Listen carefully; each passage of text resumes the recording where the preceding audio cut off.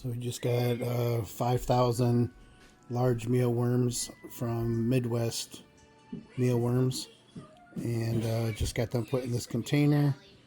I've got another 10,000 mealworms that are just regular mealworms in his bedroom. So yeah, this is the set that we're going to use to go with the business. The other mealworms that I have over in these other containers, those are going to be for my birds, the quail, the chicken, and as I continue to learn more and more about mealworm farming, this is going to be the group, this 15,000 I'm starting off with to get the business going. So with 15,000, let me do the math here real quick. So give or take, there may be more than actually what I asked for. I'm pretty positive he doesn't just count out 15,000 mealworms. So with 15,500 eggs, that will produce 7,500,000 eggs. Those eggs and those mealworms will all go back into the farm and into the business to continue growing it. And then I may order another 10 or 15,000 from Midwest as I get the trays and I get the racks to hold the trays. So I hope that you continue to follow us and see what we do with the mealworms from here and how we grow this as a business in addition to the quail and the chicken.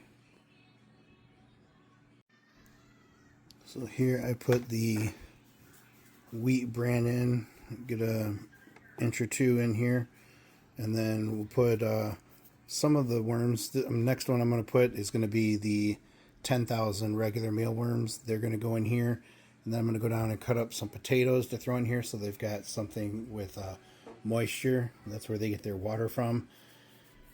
One thing I've learned from watching a lot of videos on Facebook or YouTube is that when you get your wheat bran, you want to either bake it or put it in the freezer for 24 hours.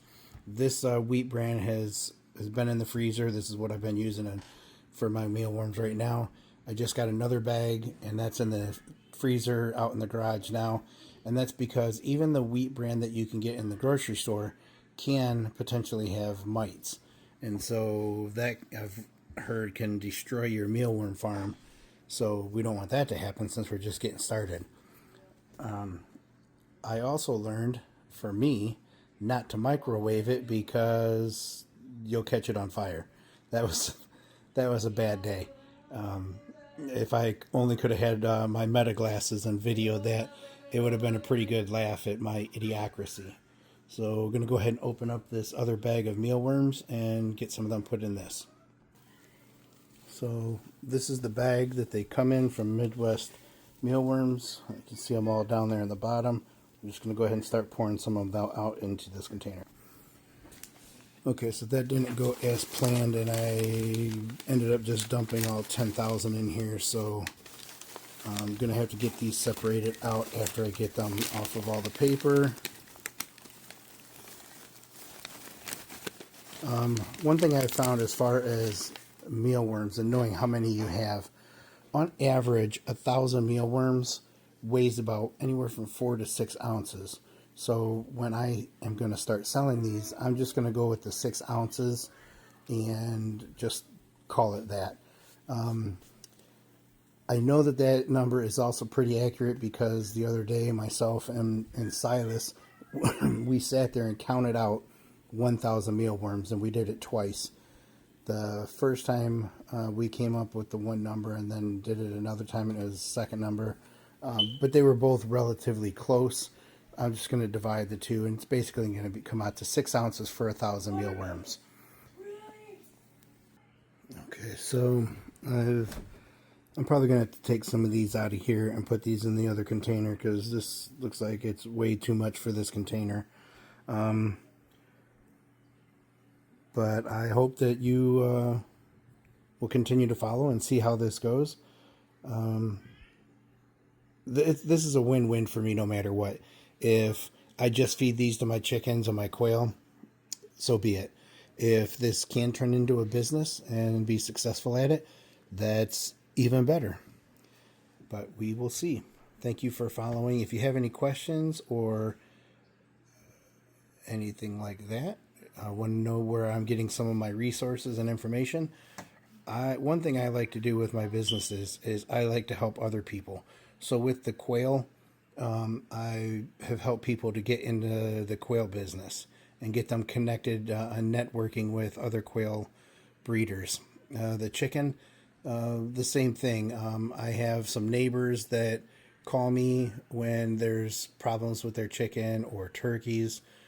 Before I was doing chickens and quail, I had a sheep farm. We had 70 head of lamb, and we did that for about 5 years, and then moved to Michigan and came back to Ohio.